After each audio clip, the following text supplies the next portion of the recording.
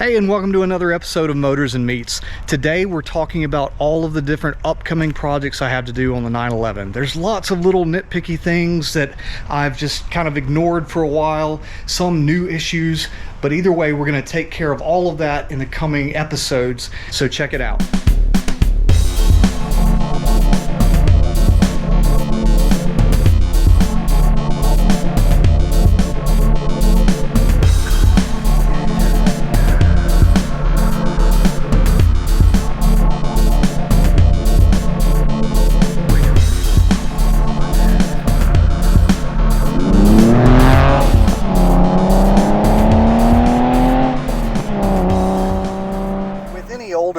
This one being 23 years old, there's going to be things that need to be taken care of.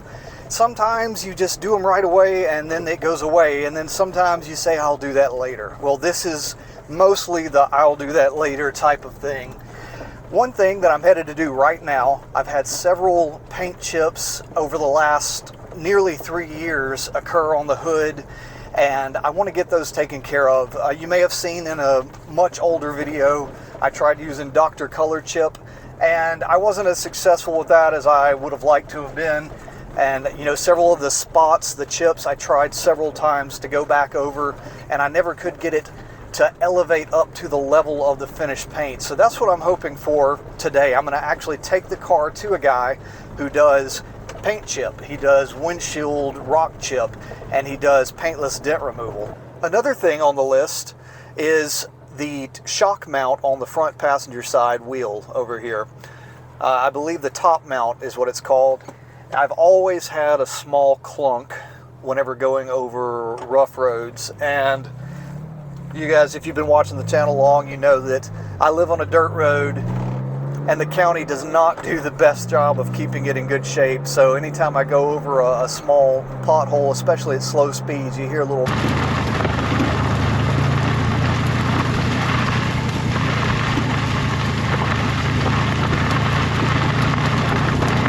clunk. At highway speeds, you don't notice it or don't even hear it at all. I don't think it actually makes any sound at highway speeds unless you go over a severe bump. But that top mount is notorious for needing to be replaced after time. And to my knowledge, it's never been done. I didn't do it when I did my lowering springs. I didn't do it whenever I changed out for my B8 Bilstein suspension. And to my knowledge, it had never been done before I bought the car. But the clunk has always been there. I remember the very first time that I was out driving the car, I could notice just a little bitty clunk every now and then.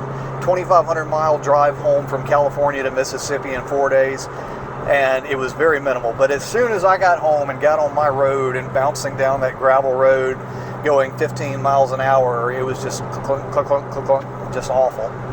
So that's one thing that I've got to take care of. Another thing, yes, I have to do those brake hoses, those brake lines. I bought those braided brake lines and fluid to do a flush with Motul 600 race fluid, and that actually is supposed to have a higher boiling point than what the standard stuff does. I think the standard stuff boils around 300, and the Motul 600, you guessed it, boils around 600 degrees Fahrenheit. So I've got to get that done and have been procrastinating putting that off for months now as well. As we're going through this, the main idea for today is that I wanted to create a checklist so I could absolutely know where I'm going next with the car. Sometimes I get distracted and I just like, squirrel over here. I see something that I want to do. Like I want to install a short shifter in this car, but I'm not going to put that on today's list because I want to take care of the things that I've been ignoring for a while. And there's nothing to ignore about the shifter. It works fine. But from what everybody that has a short shifter says, it's going to be amazing whenever I do make that happen. Not for today though. So what's next? My underbody trays, underbody panels. I'm not sure what the correct term for those are, but the plastic panels that go underneath the car. I have a crack in one of those, so I'd like to replace it, and I know Suncoast Parts has them. And as far as a DIY, you're talking, a mere minutes just to do it. It's just a matter of buying the part. But I've been driving with it cracked underneath there for about 15,000 miles now, and you guys know I put a lot of miles on this car, so all of that happened this year. I think it was back in March, thereabout, whenever I first noticed the crack in the underbody panel.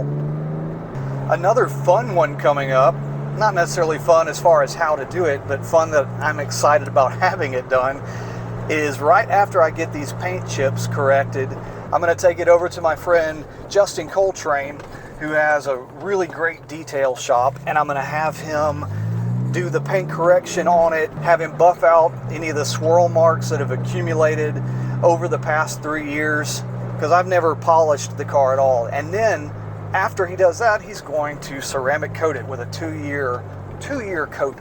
So it should be in really good shape cosmetically after that.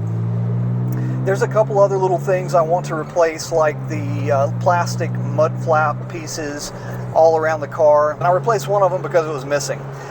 But while I was under there, I noticed I'm actually missing several fasteners that hold on some of those trim pieces.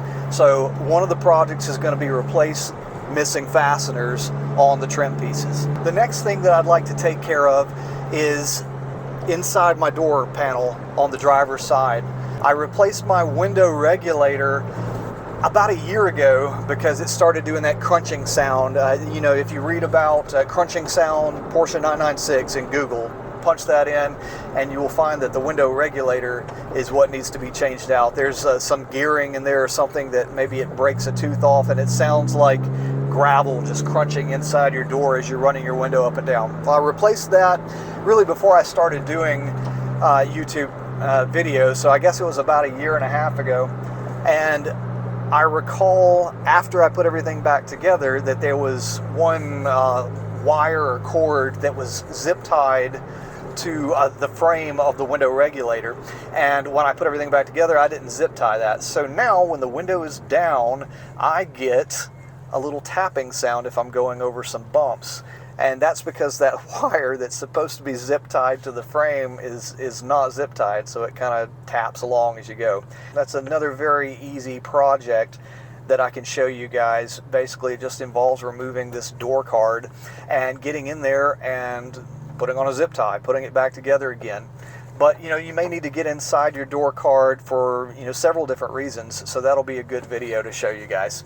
If you haven't had a chance to subscribe to the channel yet, please be sure and go ahead and do that, because I'm always posting videos. I try to do it once a week. Sometimes I skip a week for whatever reason, but I'm always doing projects on the 996. There's always something that could be made better, and I appreciate the support from you guys that have already subscribed, and looking forward to comments from some of the new guys. What is a project that you've got coming up?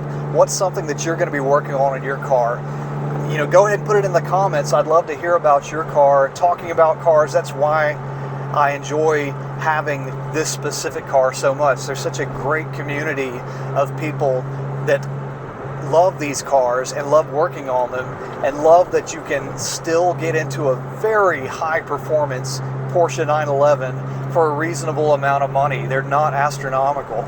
My wheels are looking really rough as well, and I've gotten a quote on having those powder coated, so I believe that I'm going to get that taken care of as well. So we'll go ahead and add that to the list, just to have something else on there that's going to help make the car really stand out. The headlights are in really good shape, but they're not perfect. So my friend Bradley, his headlights look absolutely showroom fresh, brand new. Now there's one part that I can't really address, and that is that my headlights themselves, the round part behind the lens, is kind of melted looking. There's kind of some yellow-orange spots inside there, so there's nothing I can really do about that, and that's fine with me. But I'm starting to get a little bit of haziness on the lenses, so I'm going to have to do a headlight polish on that and make those look really nice. One other thing that's not really been on my list of things being put off, but that has been in the back of my mind for quite a while, is I'd love to change these things out for some red seat belts. I think that would go great with the Martini theme of the car and just really make the interior stand out a little bit better. So whenever you do that, you have to remove the inside panel around the back seats over here.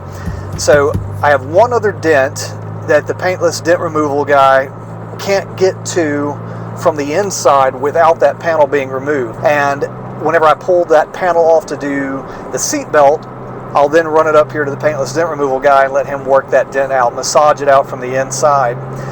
Because it's right in a curve and the glue method is just not working.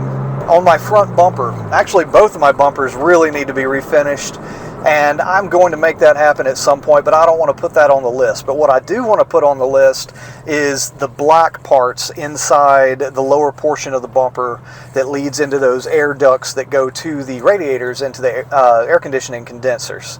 So they're, you know, a lot of the black paint is chipped off of those. So every spring I do a radiator clean where I remove the bumper and get in there and take the air conditioning condensers loose so that I can vacuum out and clean out in between the condensers and the radiators.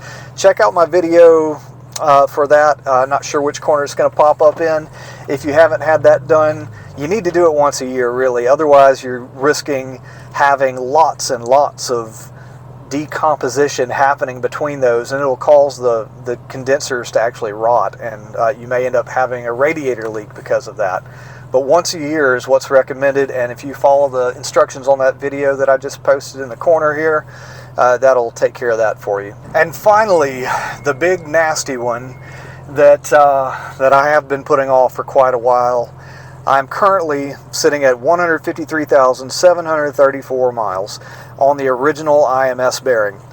And also, I am 78,000 miles into my current clutch. And I think those are supposed to be replaced every 75,000 miles. I know 75,000 is whenever the previous owner had it done. So, those two things go hand in hand. I'm going to take the car down to see Mr. Corey Dalba in Ocean Springs, Mississippi. He is going to change out my clutch, change out my IMS bearing, and we're going with the Eternal solution that has the oil-fed bearing.